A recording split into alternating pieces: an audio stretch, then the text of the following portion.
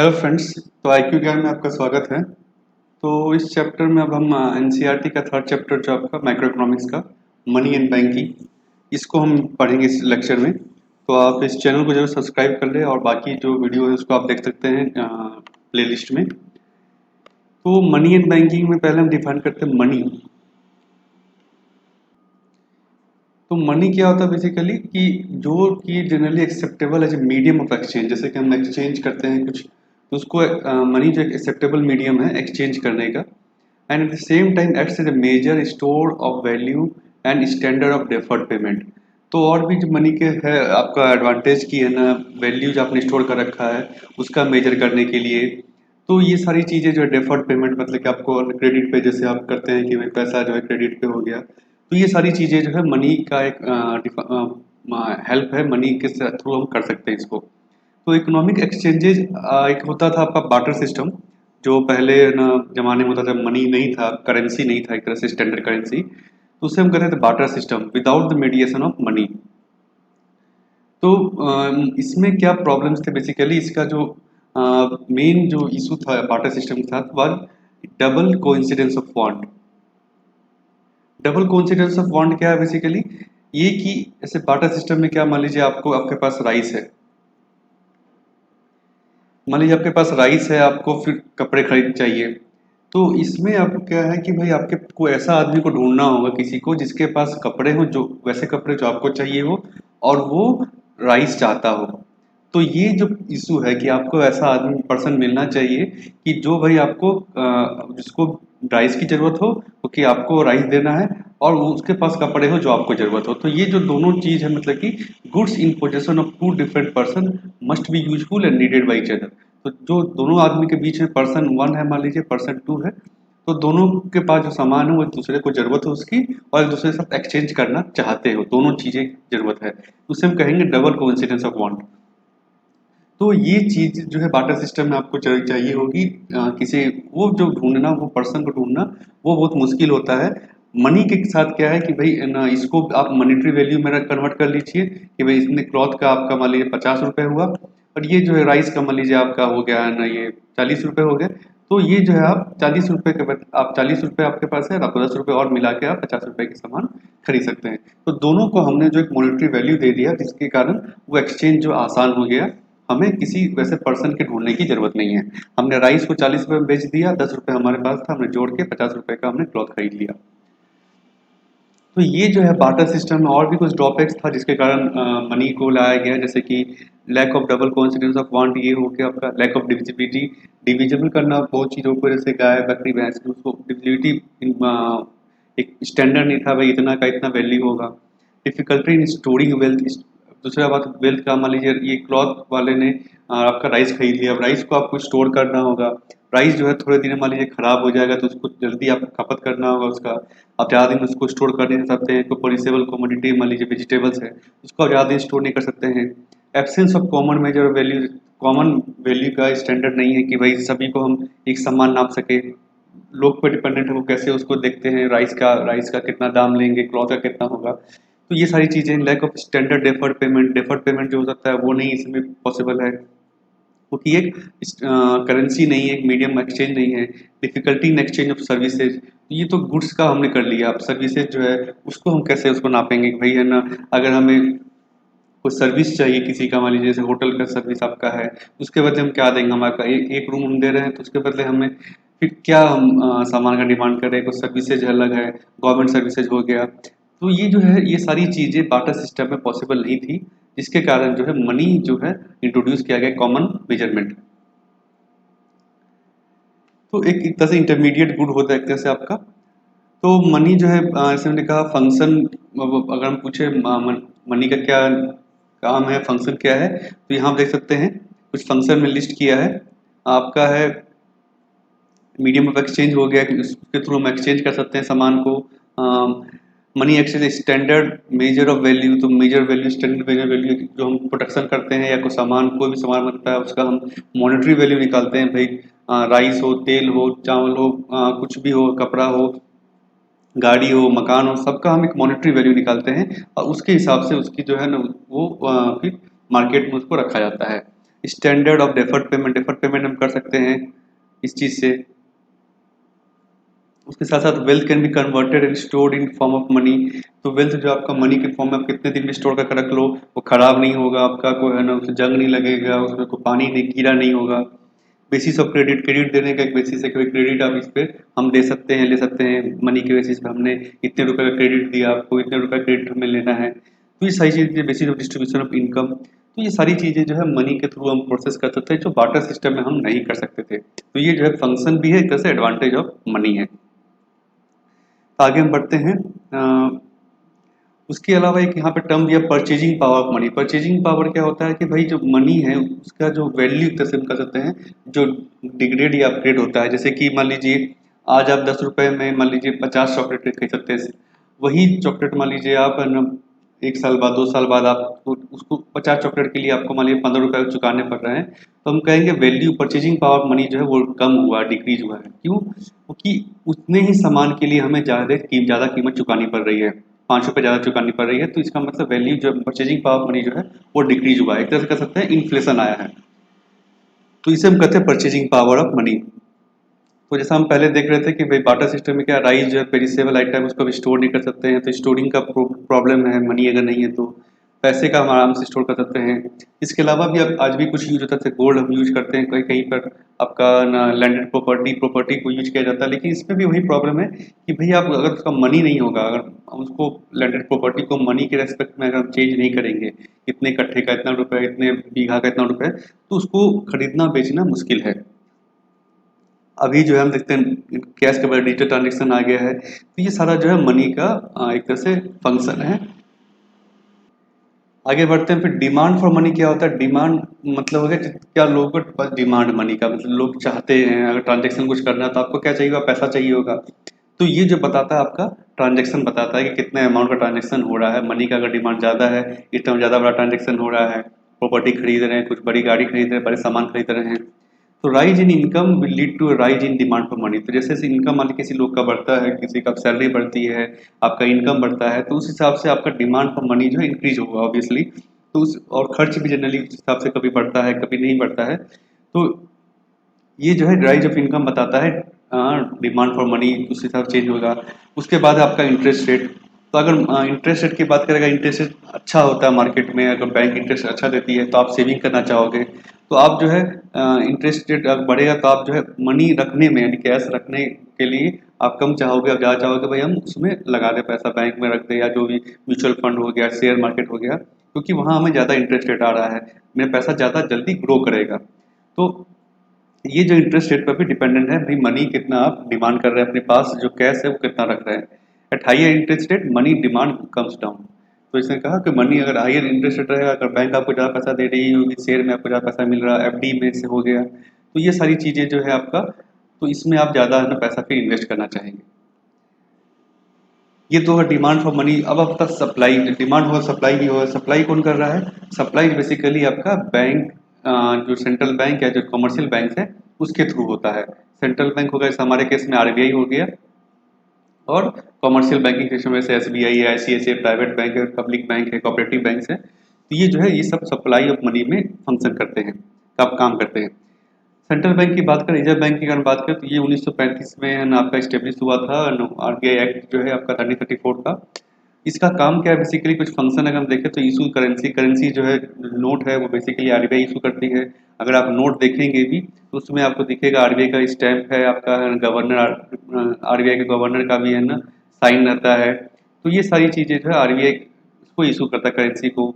Money supply control करता है, ये कैसे करता है इसको हम आगे देखेंगे। मनी सप्लाई मतलब कितना जो मनी, जो कैश जो है, अमाउंट जो है, लिक्विडिटी जो है एक इकोनॉमी में रहेगी, इसका कंट्रोल करने का बहुत बड़ा जिम्मा जो है आपका आरबीआई के ऊपर है। उसके लिए बहुत सारा वो मेथड यूज करता है, जैसे कि बैंक रेट, जो रेट है, रेपो रेट आप देखते होंगे न्यूज में देता है, मॉनेटरी पॉलिसी कमेटी का रेपो रेट हो गया, रिवर्स रेपो रेट हो गया, बैंक रेट हो गया, ओपन मार्केट ऑपरेशंस हो गया, ये सारी चीज़ें जो है आरबीआई जो चेंज करता रहता है मनी को कंट्रोल करने, मनी सप्लाई को कंट्रोल करने के लिए। Act as a banker to the government. तो गवर्नमेंट जो जब भी बोरो कुछ करती है या फिर गवर्नमेंट को बॉन्ड निकालना होता है, पैसा चाहिए होता है मार्केट से, तो वो आरबीआई के थ्रू करती है। Custodian of foreign exchange reserve. तो फॉरेन एक्सचेंज रिजर्व क्या होता है आपका? फॉरेन एक्सचेंज का जैसे यूएस डॉलर हमने बाहर के कंट्री, यूएस डॉलर जो है इंटरनेशनल करेंसी एक तरह से कह सकते हैं आप, इंटरनेशनल करेंसी, तो इसको स्टोर करती है। फिर आपका एसडीआर है, स्पेशल ड्राइंग राइट जो आईएमएफ का है। फिर कुछ गोल्ड हो गया आपका। तो ये सारी जो फॉरेन एक्सचेंज रिजर्व जो है, ये बेसिकली आरबीआई के पास रहता है, आरबीआई इसको स्टोर करती है। फिगर भी आप देखते होंगे बहुत बार न्यूज में फिगर आता है कितना फॉरेन एक्सचेंज रिजर्व है, कितना फॉरेन एक्सचेंज रिजर्व जो आरबीआई का बढ़ गया। तो ये सारा जो काम है आपका आरबीआई का है as a bank to the banking system. तो जो कमर्शियल बैंक है, प्राइवेट सेक्टर बैंक है, ये गवर्नमेंट सेक्टर बैंक है, उन सब के लिए जो रेगुलेटर भी है एक तरह से, और बैंकर भी जो आरबीआई, मतलब बैंकर मतलब क्या, जैसे हमें जब पैसा चाहिए होता है तो हम बैंक के पास जाते हैं, भाई पैसा दीजिए, हमें लोन दीजिए, तो वो लोन देता है आपको। उसी तरह से अगर बैंकों को, जो कमर्शियल बैंक्स हैं आपके, उनको अगर कुछ पैसा चाहिए कि भाई हमें इतना पैसा चाहिए, हमारे पास पैसा कम है, हमें लोन देना है, हमारे वर्किंग के लिए पैसा चाहिए, तो ये सारा काम जो है वो किसके पास जाता है? फिर वो आरबीआई के पास जाएगा।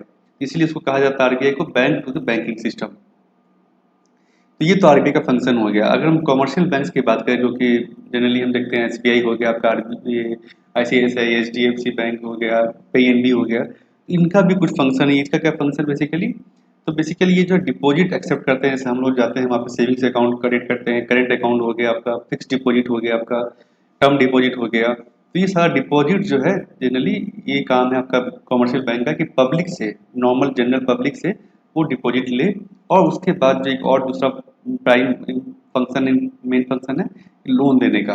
कुछ पार्ट जो है वो लोन, जैसे हम लेना, हम तो हाउसिंग लोन हो गया, व्हीकल लोन हो गया, हमें कार लोन हो गया, तो ये सारा लोन जो है, प्राइवेट पर्सनल लोन हो गया, तो ये सारा लोन जो है बैंक देती है। हम जाते हैं बैंक के पास, एक इंटरेस्ट रेट होता है, उस पर हम एग्री करते हैं अगर, तो वो बैंक हमें उतना लोन देती है, फिर हमें इंटरेस्ट चुकाना होता है, प्रिंसिपल चुकाना होता है। तो ये बैंक का काम है कि भाई मेन जो फंक्शन एक तरह से कर सकते हैं, डिपॉजिट लेना लोगों से, और उनको लोन देना है, जो इंटरेस्ट रेट जो तय करती है आरबीआई, या फिर जो बैंक तय करती है उस समय।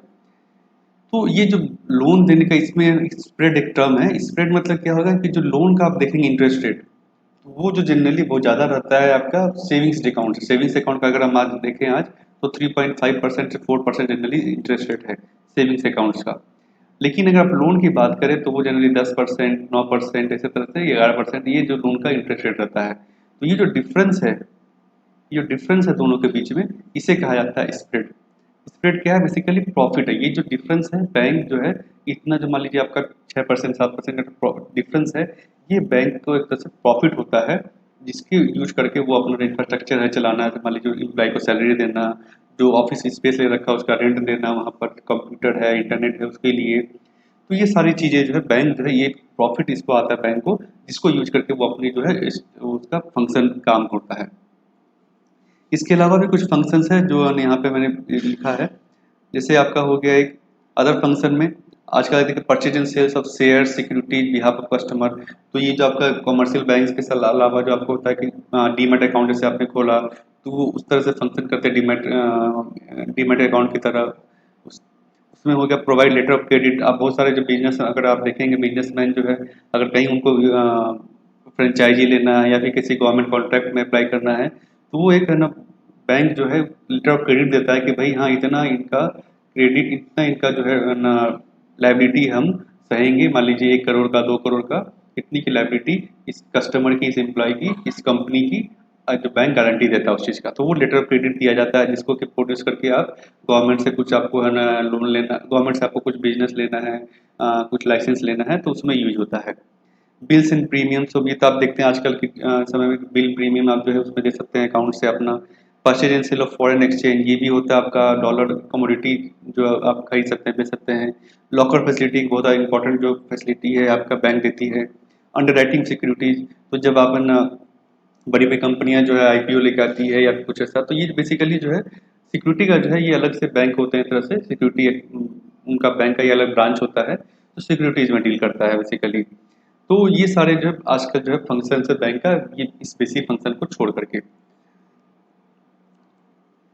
तो ये जैसे मैंने कहा कि जो एक्सेस फंड आपको सेविंग्स, क्योंकि आपके पास पैसा एक्स्ट्रा है, तो आप उसमें कुछ आप घर में रहेगा पैसा, तो उस पर आपको कोई भी ना इनकम नहीं होगा, इंटरेस्ट नहीं होगा, तो उसको आप बैंक में रख देते हैं कि भाई उसमें जो इंटरेस्ट है सेविंग्स अकाउंट का या फिक्स डिपॉजिट का, टर्म डिपॉजिट का, तो वो हमें मिलेगा। तो उसके लिए लोग वहाँ बैंक में पैसा रखते हैं और उसी पैसे का कुछ पार्ट जो है यूज करके बैंक जो है किसी लोन देती है लोगों को, वो शताब्दी हो तो उसको लोन देती है कि इंटरेस्ट रेट पे। तो ये बेसिकली जो मैंने कहा बैंक का फंक्शन है, उस दोनों के बीच में जो इंटरेस्ट का डिफरेंस है वो एक तरह से बैंक का इनकम है, जिसको यूज करके वो प्रॉफिट का लीजिए, उसको यूज करके वो बैंक जो अपना संचालन चलाती है, सैलरी और जो बाकी खर्चे हैं उसको देती है। तो ये है आपका बैंक का बेसिक फंक्शन। अब हम आते हैं मनी क्रिएशन पे कि पैसा कैसे क्रिएट हो रहा है बैंकिंग सिस्टम के द्वारा। तो जब बैंक किसी को लेंड करती है, किसी को लोन देती है, पैसा देती है, तो उससे जो है वो एक तरह से नया डिपॉजिट खुलता है, कि नए जो लोग के पास पैसा आता है, इसे हम कहते हैं मनी सप्लाई इंक्रीज करना। तो जो जिसके पास एक पैसा, इसकी इंसान के पास पैसा नहीं था, उसको बैंक ने पैसा दिया, तो सप्लाई जो है बैंक मनी की वो इंक्रीज हुई। वो पैसा जब फिर उसके बाद वो इन्वेस्ट करेगा या कुछ है ना बिजनेस खोलेगा या कहीं पे काम लेगा, उससे फिर पैसा जनरेट होगा, प्रॉफिट होगा, उसका कुछ इंटरेस्ट पार्ट जो है बैंक को देगा।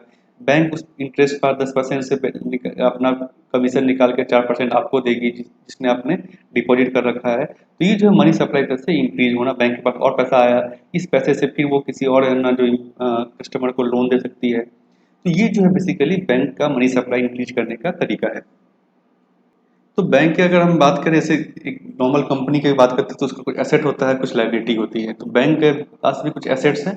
एसेट क्या है? जो उसका रिजर्व है, जो उसके पास मान लीजिए बिल्डिंग्स हो गई, आपका जो है ना फर्नीचर हो गया, ये सारी चीज़ें जो है अपार्ट फ्रॉम बिलिंग एसेट। उसके अलावा जो है लोन्स जो उसने दिया है किसी कस्टमर को, वो भी उसका एसेट है, जो उसको कि अगर हम नॉर्मल बैलेंस में देखें तो वो उसको मिलेगा। तो वो लोन जो है, अगर वो एनपीए नहीं होता है तो लोन जो है उसका एसेट है, जो उसने कहीं दे रखा है, या रिजर्व जो हो गया उसके पास जो पैसा पड़ा हुआ है, या उसका बिल्डिंग हो गया, इंफ्रास्ट्रक्चर हो गया, तो ये बैंक एसेट्स हो गया। लाइबिलिटी क्या है? जो डिपॉजिट्स है, जो डिपॉजिट आपने हमने कस्टमर ने किया है, सेविंग्स हो, टर्म डिपॉजिट हो, फिक्स डिपॉजिट हो, तो वो जो डिपॉजिट्स है उसका लाइबिलिटी है कि उसे हमें चुकाना है। तो ये किसी भी समय में अगर उसको फंक्शन करना है बैंक को, तो ये नेट वर्थ क्या होगा बैंक का? Asset minus liability. तो नेट वर्थ में बैंक का जो एक तरह से कह सकते हैं वैल्यूएशन, अगर हम करें मार्केट में, प्राइवेट सेक्टर बैंक के समय में मान लीजिए गवर्नमेंट सेक्टर बैंक जब लिस्ट होती है, तो उसको कहते हैं इतना वर्थ का बैंक है, तो वो क्या आपका एसेट माइनस लायबिलिटी। लायबिलिटी अगर हम घटा दें तो कितना जो उसका वो नेट वर्थ हो गया। तो जैसे हम बात कर रहे थे मनी सप्लाई कैसे क्रिएट होता है भाई बैंक के द्वारा, कि बैंक में लोन दे रही है किसी को और ना कुछ आपसे डिपॉजिट ले रही है, तो उस बेसिस पर मनी सप्लाई इंक्रीज हो रहा है, बैंक को भी पैसा मिल रहा है प्रॉफिट, और मनी सप्लाई जो इकोनॉमी में इंक्रीज हो रहा है। तो इस पे एक लिमिट है, मतलब कि ऐसा नहीं बैंक कितना भी अमाउंट, जितना भी अमाउंट उसके पास है सबको वो लोन देते। ये सारा जो लिमिट उसको होता है, चेक एक तरह से है, जो कि आरबीआई के द्वारा रेगुलेट होता है। इसकी बेसिकली दो फैक्टर है डिपेंड करने का। एक अमाउंट ऑफ प्राइमरी डिपॉजिट, कितना बैंक के पास डिपॉजिट है, जिसको उसी बेसिस वो एक बेसिस है। दूसरा है लीगल रिजर्व रेशियो। तो रिजर्व रेशियो जो है बेसिकली रेट है जो आरबीआई तय करती है। तो ये इस दोनों बेसिस पर ही जो आप कह सकते हैं बैंक का जो मनी सप्लाई का पावर है, या जो जो लोन देने का पावर है, वो डिपेंड करता है। तो आरबीआई क्या डिसाइड करती है कि भाई कुछ पैसे, क्योंकि अगर बैंक, जैसे हमने देखा है बहुत बार बैंक करप्ट हो जाता, बैंक जो है लिक्विडेट हो जाता है, आपका पैसा नहीं रहता उसके पास, लिक्विडिटी क्राइसिस हो जाए, इससे बचने के लिए आरबीआई जो है, या फिर बाकी हर स्टेट, हर गवर्नमेंट में, कंट्रीज में जो सेंट्रल बैंक है, वो कुछ रेगुलेशन लाती है कि भाई आपको कुछ परसेंटेज जो पैसा आपका है, आपके पास डिपॉजिट जो है, जो भी कुछ है, तो कुछ जो आरबीआई रेगुलेट करती है, कुछ पैसा जो है आपको एक रिजर्व के तौर पर रखना है, कि भाई इतना पैसा आप लोन नहीं दे सकते इतने पैसे का। तो वो रिजर्व जो आरबीआई तय करती है, उसके लिए कुछ रेट्स हैं कि it insure that no over lending. तो ओवर लैंडिंग नहीं हो जाए, मान लीजिए आपको अपने एक ही आदमी को बहुत सारा लोन दे दिया, एक ही सेक्टर में आपने बहुत सारा लोन दे दिया, मान लीजिए ऑटोमोबाइल सेक्टर में, कम्युनिकेशन सेक्टर में आपने बहुत सारा लोन दे दिया, और वो सेक्टर जो डूब गया, या फिर सेक्टर के पास पैसा नहीं है, रेवेन्यू नहीं है, तो क्या होगा, उससे सारा पैसा जो लोगों का, पब्लिक का जो पैसा डिपॉजिट है उस बैंक में, सारा पैसा डूब जाएगा।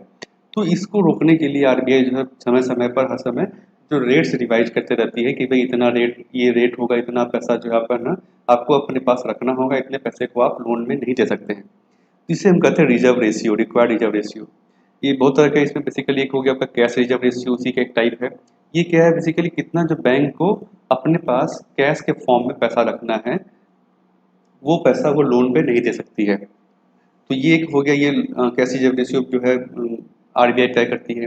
उसके अलावा स्टैट्यूटरी लिक्विडिटी रेशियो, ये क्या है कि भाई इतना जो पैसा आपको बैंक को गवर्नमेंट के सिक्योरिटी के फॉर्म में आपको रखना है। तो इस पे आप इंटरेस्ट ले सकते हैं, इंटरेस्ट भी कमाती है बैंक इस पे। लेकिन इतना पैसा जो आपको मान लीजिए 20% 25% जो आपको गवर्नमेंट सिक्योरिटीज पे रखना है, आपके फॉर्म में आपको रखना है, इसको आप लोन नहीं दे सकते हैं। तो ये जो बेसिकली, क्योंकि इतना पैसा ये कैसे, इतना पैसा जो आपका ब्लॉक हो गया बैंक का, तो इस हिसाब से जो मनी सप्लाई है एक तरह से वो उतना लिमिट हो जाता है।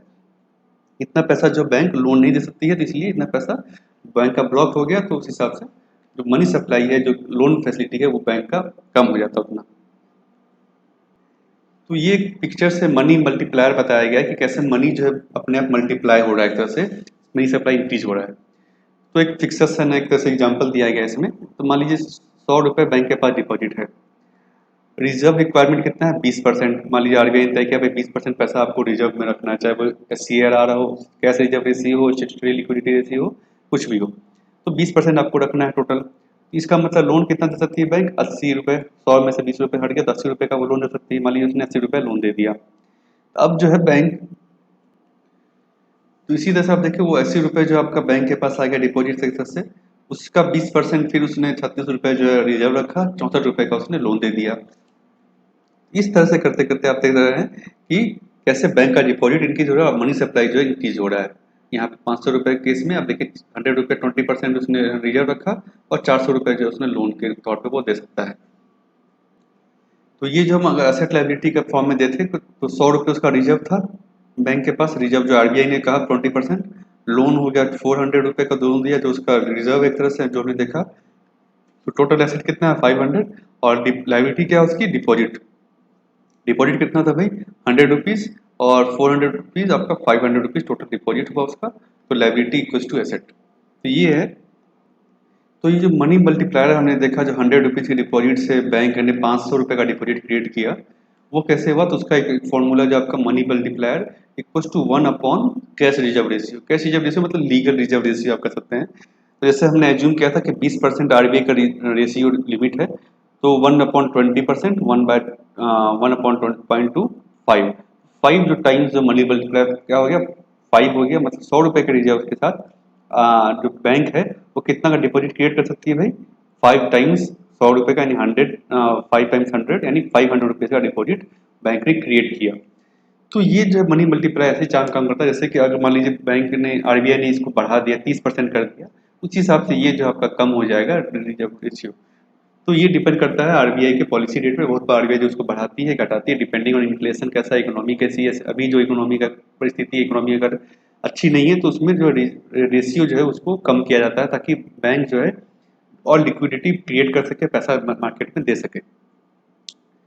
तो इसी को हम देखते हैं कुछ पॉलिसी टूल्स क्या क्या जैसे यूज करती है आरबीआई, जो आप न्यूज में भी बहुत बार देखते होंगे। तो ये क्वांटिटेटिव टूल्स हो गया कुछ, और कुछ होते हैं क्वालिटेटिव टूल्स।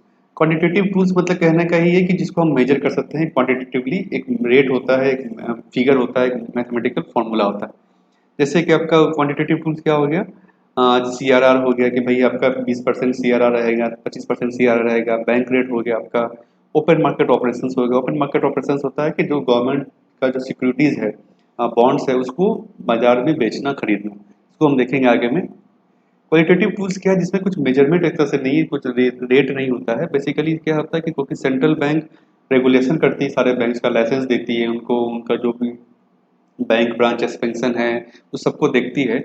तो इसीलिए बैंक के पास, सेंट्रल बैंक के पास पावर है कि भाई उसको बैंक को मोरली भी या फ़ोन करके या फिर ऐसे परसुएशन के थ्रू कि भाई आप इस सेक्टर को ज़्यादा लोन मत दीजिए क्योंकि इस सेक्टर की स्थिति अच्छी नहीं है, इस कंपनी को आप ज़्यादा लोन मत दीजिए, इस कंपनी के ऊपर केस चल रहा है। तो ये सारी चीज़ें बैंक जो है परसुए, सेंट्रल बैंक आरबीआई जो है परसुएट करके बैंकों को डायरेक्ट कर सकती है कि आप इस केस को, इस सेक्टर को मत दीजिए, इतना लोन नहीं सप्लाई जो आपका इंक्रीज मत कीजिए, या आप लोन अभी साल भर के लिए नहीं दें ज़्यादा।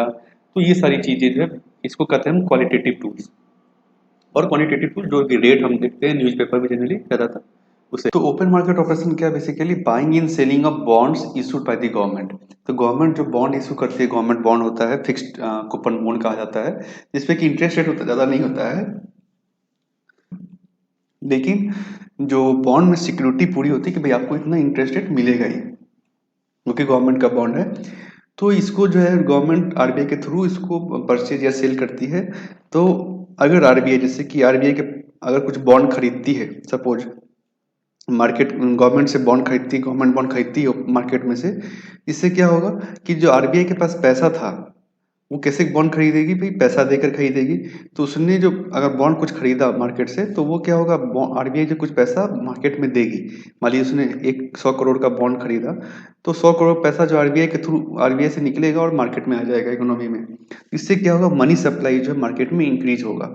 कैसे? क्योंकि जो पैसा बंद पड़ा हुआ था आरबीआई के पास था रिजर्व में, वो पैसा इकोनॉमी में आ गया।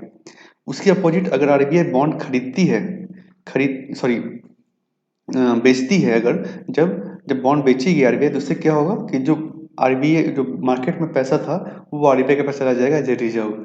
तो उससे मनी सप्लाई जो है कम हो जाएगा, मार्केट में जो पैसा था, मनी था, वो कम हो गया। तो ये फंक्शन यही है मेनली इसी का, ओपन मार्केट ऑपरेशंस इसीलिए आरबीआई करती है कि जो लिक्विडिटी है इकोनॉमी में अगर कम है, तो उसको है ना बढ़ाना कैसे है, तो आरबीआई जो बॉन्ड खरीदेगी ताकि लिक्विडिटी जो मार्केट में बढ़ सके। ऐसे तो पैसा आप दे सकते नहीं है। तो और एक मार्केट में पैसा अगर ज़्यादा है, मनी सप्लाई ज़्यादा, इन्फ्लेशन है एक तरह से, तो उसको आरबीआई क्या करेगी भाई, कुछ बॉन्ड जो अपना बेचेगी और पैसा जो मार्केट से सक करेगी, उसको कम करेगी। तो ये ओपन मार्केट ऑपरेशंस। इसके अलावा होता है आपका रेपो। रेपो रेट आप देखते होंगे, ये क्या होता है बेसिकली, जो सेंट्रल बैंक सॉरी बैंक्स जो है आपस में ऑपरेशंस करते हैं। रेपो रेट क्या होता है बेसिकली कि जो सेंट्रल बैंक है वो जो कॉमर्शियल बैंक, जैसे हमने कहा कि बैंकर टू द बैंक है, आरबीआई क्या है, बैंकर टू बैंक्स। इस ये फंक्शन, इसमें क्या होता है कि आरबीआई जो मान लीजिए बैंक्स को कुछ पैसे चाहिए, एसबीआई को कुछ पैसा चाहिए, तो कहाँ जाएगी मांगने के लिए, बेसिकली वो आरबीआई के पास जाती है। तो आरबीआई उसको तब ऐसे फ्री में पैसा नहीं देगी, उसके लिए कुछ वो इंटरेस्ट चार्ज करेगी, वो इंटरेस्ट होता है आपका रेपो रेट। ये बेसिकली शॉर्ट टर्म होता है लोन, मतलब कि डे, 2 डे, 7 डेज, इसका ये डिफरेंट पीरियड होता है इसका। तो इस रेट पर, रेपो रेट पर जो आरबीआई उससे इंटरेस्ट रेट चार्ज करती है कि भाई आपको इतना पैसा इतने दिन के बाद आपको इस इंटरेस्ट रेट के साथ चुकाना पड़ेगा बैंक को, आरबीआई को। तो ये कहा जाता है repo rate. It is in event of inflation, inflation अगर है तो बैंक क्या है, जो है आरबीआई जो है रेपो रेट इंक्रीज कर देती है, ताकि इससे क्या हो कि जो बैंक है, जो कमर्शियल बैंक्स है, वो उनके पास पैसा कम है, वो पैसा क्या होगा फिर लोन में नहीं लेंगे। क्यों नहीं लेंगे भाई, क्योंकि इंटरेस्ट रेट ज़्यादा हो गया, उनको ज़्यादा चुकाना पड़ेगा। तो इसलिए इससे क्या होगा कि क्योंकि इन्फ्लेशन में है, तो आरबीआई का क्या काम है कि भाई इकोनॉमी में जो पैसा है, लिक्विडिटी जो है, उसको कम किया जाए। तो इसको रखने करने के लिए बेसिकली आरबीआई जो रेपो रेट इंक्रीज कर देती है, ताकि सेंट्रल बैंक जो है कम पैसा लेंगे, कम पैसा लेंगे तो वो लोन जो है वो भी वो कम चुका दिया जाएगा। रिवर्स रेपो उसी का उल्टा होता है कि भाई रिवर्स रेपो में क्या है कि आरबीआई जो है पैसा लेती है कमर्शियल बैंक से, अगर लेती है तो उसके लिए जो इंटरेस्ट रेट वो चुकाएगी, आरबीआई जो चुकाएगी को बैंक को, उसे कहा जाता है रिवर्स रेपो रेट। तो जनरली रिवर्स रेपो रेट जो है वो रेपो रेट से कम होता है।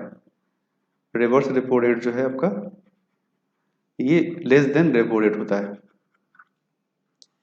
तो ये रिलेशन बेसिकली। उसके अलावा बैंक रेट जिसपे कि कमर्शियल बैंक को लोन दिया जाता है। तो ये सारा जो बेसिकली आपका मनी सप्लाई को चेंज करने के लिए, रेगुलेट करने के लिए आरबीआई जो है डिफरेंट डिफरेंट इंस्ट्रूमेंट को यूज करती है। तो ये जो है डिमांड और सप्लाई का अगर हमने देखा, जैसे कि ट्रेड ऑफ होता है कितना पैसा रहेगा, वो advantage of liquidity and disadvantage of foregone interest.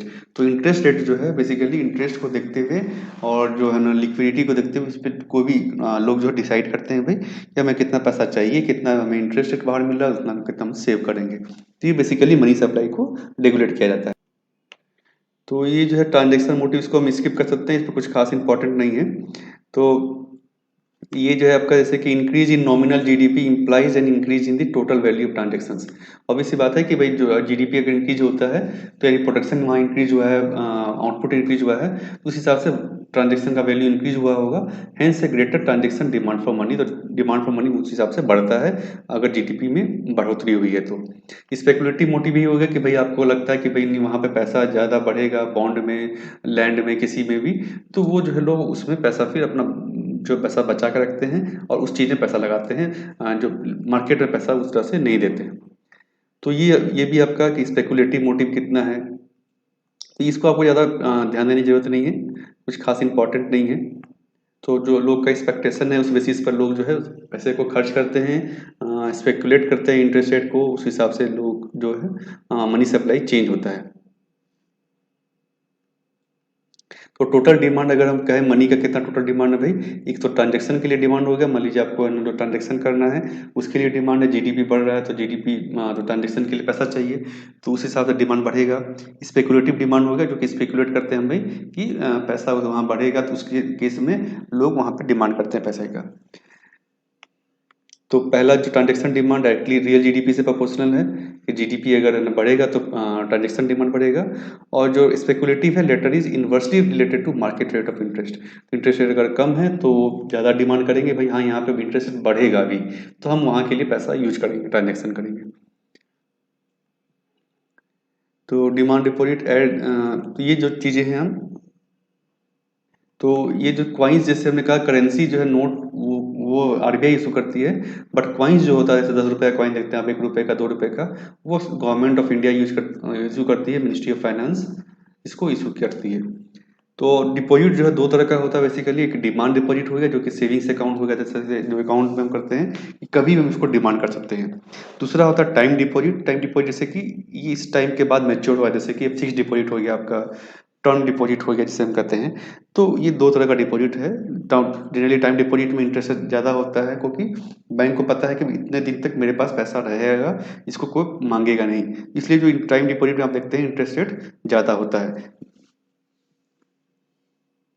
और अगर हम कहें कि न जो फाइन्स, एक होता है आपका जो क्वाइन या नोट का क्या वैल्यू है, जैसे कि गोल्ड का अगर हम कहें तो भाई उसका गोल्ड का वैल्यू अंडरलाइन, तो ऐसा नहीं है, करेंसी नोट्स का अपना कुछ वैल्यू नहीं है, जो नोट है उसका कुछ एक तरह से न उसमें कुछ मटेरियल वैसा नहीं है कि उसका वैल्यू 100 रुपये 1000 रुपये हो। बेसिकली उसका वैल्यू कहाँ से आता है, जो आरबीआई की गारंटी है, गवर्नमेंट का गारंटी कि भाई ये पैसा जो है अगर कोई नहीं लेगा तो हम लेंगे पैसे का, तो इस वो गारंटी जो है उस तरह से बेसिकली उस नोट का या उस क्वाइन का स्ट्रेंथ है, वो उसका वैल्यू है। तो इसे हम कहते हैं fiat current money. Fiat money क्या हो गया कि उसकी जो अपनी कोई वैल्यू नहीं, जैसे कि हम कहें गोल्ड का, सिल्वर का या गाड़ी का या किसी चीज़ का, मोबाइल का, इसका अपना एक उसके अंदर मटेरियल लगा हुआ है, मटेरियल है जिसका का एक वैल्यू है। गोल्ड का गोल्ड मटेरियल है तो उसका वैल्यू है, लेकिन पैसे के केस में, करेंसी के केस में ऐसा कुछ नहीं होता है। तो इसे हम कहते हैं फिएट मनी, क्योंकि ये जो गवर्नमेंट के द्वारा गारंटी है भाई कि हम इसका पैसा इतना हम चुकाएंगे आपको अगर कोई नहीं लेता है, but it is not backed by physical commodity. हाँ, फिजिकल कमोडिटी कुछ नहीं है करेंसी में आपके। लीगल टेंडर, लीगल टेंडर मतलब क्या है कि they can not be refuse by any citizen of the country, तो उस देश का कोई भी नागरिक इसको रिफ्यूज नहीं कर सकता है लेने से, अनलेस एंटी हाँ वो नकली है, फटा हुआ है, वो अलग केस है।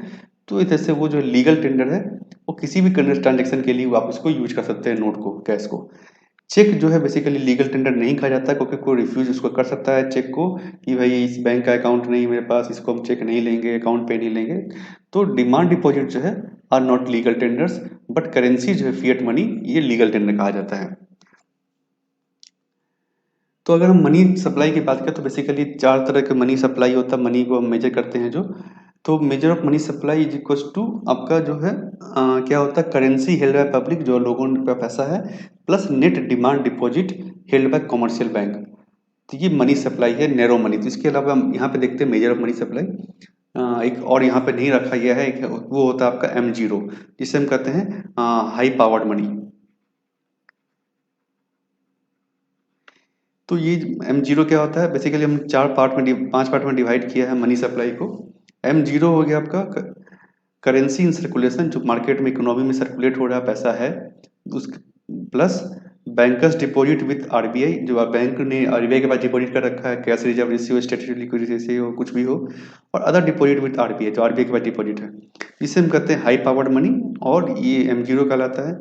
उसके ऊपर अगर हम बढ़े तो ये सबसे ज़्यादा लिक्विड हो गया। उसके ऊपर हम बढ़े तो करेंसी विथ पब्लिक, जो लोगों के पास पैसा है, plus demand deposit with banking system, जो बैंक के पास डिमांड डिपॉजिट रख रखा है लोगों ने, करेंट अकाउंट हो या सेविंग्स अकाउंट हो, plus other deposit with RBI, तो इसे हम कहते हैं M1। जो कहता है नैरो मनी आता है इसमें, ये नैरो मनी कहलाता है, नैरो मनी। उसके अलावा M2 क्या हो गया, M2 M1 plus savings deposit of post office savings bank. ये जो है पोस्ट ऑफिस सेविंग्स बैंक जो है, ये बेसिकली आप समझ लीजिए यहाँ से लिक्विडिटी जो है, सॉरी, ये जो लिक्विडिटी इंक्रीज करने का है, लिक्विडिटी इस इंक्रीज में लिक्विडिटी मतलब ये पैसा ज़्यादा लिक्विड है। M0 जो है वो M1 से ज़्यादा लिक्विड है। मतलब लिक्विड मतलब कि वो आसानी से यूज किया जा सकता है, ट्रांजेक्शन में यूज किया जा सकता है। जैसे चेक हो गया, चेक के लिए आपको है ना वो जैसे टाइम डिपॉजिट हो गया आपका, फिक्स डिपॉजिट, वो लिक्विड नहीं है क्योंकि उसके लिए आपको उतने साल का इंतजार करना पड़ेगा, उसके बाद वो पैसा मार्केट में आएगा। लेकिन जो कैश आपके पास है, हाथ में कैश है, वो ज़्यादा लिक्विड है, आप उसको कभी भी खर्च कर सकते हैं, तो वो कहा जाता है लिक्विडिटी। तो ये जो नीचे से ऊपर अगर हम देखें तो लिक्विडिटी जो करेंसी का है वो इंक्रीज कर रहा है। M2 equals to M1 plus savings deposit of post office bank, क्योंकि पोस्ट ऑफिस सेविंग्स बैंक जो है वो ज़्यादा लिक्विड नहीं होता है compare to current commercial bank का डिपॉजिट, क्योंकि as they are not checkable amount, checkable account नहीं होता है ये, जो पोस्ट ऑफिस का सेविंग्स अकाउंट होता है। M3 क्या हो गया आपका, M1 plus time deposit, time deposit आपका जानते ही और भी नॉन लिक्विड है, क्योंकि वो तो उसके 1 साल बाद 2 साल बाद ही आपके पास आएगा पैसा। M4 क्या हो गया, M3 plus all deposit with post office savings bank, M3 plus और बाकी जो डिपॉजिट है except NSC, except NSC, national saving certificate, excluding NSC। ठीक, तो ये आपका जो है बेसिकली मनी सप्लाई को हमने डिवाइड किया है। Currency notes plus coin held by public हो गया आपका डीबी, इसी को एक्सप्लेन किया गया है। तो M1 M2 को हम कहते हैं नैरो मनी और M3 M4 को कहते हैं हम ब्रॉड मनी। और द मेजर सारी डिक्रीजिंग आउट ऑफ लिक्विडिटी, हमने कहा लिक्विडिटी जो है M1 से अगर हम M4 की तरफ जाएं तो लिक्विडिटी जो है वो डिक्रीज हो रहा है। M1 is most liquid and easiest for transaction, transaction आप कोई भी करना है तो तुरंत आप डिमांड डिपॉजिट, आपका सेविंग्स अकाउंट में पैसा रखा हुआ है, आप तुरंत जाकर निकाल सकते हैं। डिमांड डिपॉजिट आपके पास पैसा घर में ही है, उसको आप तुरंत यूज कर सकते हैं। उसके बाद क्या होगा भाई, आपको बैंक जाना पड़ेगा, वो पैसा है। M4 is least liquid of all. तो ये सारा जो आपका मनी सप्लाई का पार्ट है। उसके आगे हम बढ़ते हैं डीमोनेटाइजेशन, ये जो 2016 में गवर्नमेंट लेके आई थी बेसिकली। इसमें क्या था कि जो बड़े करेंसी नोट्स थे 500 और 1000 के पुराने नोट्स, उसको है ना डिस्कार्ड कर दिया गया था, उसको लीगल टेंडर से हटा दिया गया था और उसके बदले लोग सरकार ने नए 500 और 2000 के नोट लेके आई थी। इसमें बेसिकली जो पर्पस था, जो ऑब्जेक्टिव था गवर्नमेंट का, वो था कि करप्शन इससे हटेगा, ब्लैक मनी कम होगा, क्योंकि लोगों के पास जो पैसा है, धन है, कैश के माध्यम में, बड़े बड़े नोटों में, उसको जो है हम बैंकिंग सिस्टम में ले आएंगे, जिसके कारण वो अकाउंट हो में आ पाएगा। टेररिज्म फाइनेंसिंग हो गया, फेक करेंसी जो उसको कम किया जा सके। तो ये बेसिकली पर्पस था डीमोनेटाइजेशन का। इसका जो पॉजिटिव इम्पैक्ट अगर हम देखें तो टैक्स कंप्लायंस बढ़ा लोगों में। टैक्स कंप्लायंस मतलब कि ज़्यादा लोग जो टैक्स के दायरे में आए, क्योंकि वो पैसा जो था जो घर में पड़ा हुआ था, जो सरकार की नज़र में नहीं था, वो जो है बैंकिंग बैंकिंग सिस्टम में आपने जमा किया तो बैंक में आ गया, तो उससे आप सरकार को पता चला भाई आपके पास इतना पैसा है, तो आपका टैक्स जो है लायबिलिटी बढ़ेगा। तो सेविंग जो था लोगों के पास में कैश के फॉर्म में, वो फॉर्मल सिस्टम में आ गया। ये गवर्नमेंट को फायदा, गवर्नमेंट उसको यूज कर सकती है बैंक का पैसा को लोन देने में, किसी को इकोनॉमी में हेल्प करने में। और अगर बैंक के पास ज़्यादा पैसा है तो वो भी इंटरेस्ट रेट, कम इंटरेस्ट रेट पे वो पैसा लोन दे सकती है। तो ये सारी चीज़ें जो है बेसिकली डिमोनेटाइजेशन का तरह से पॉजिटिव इम्पैक्ट था।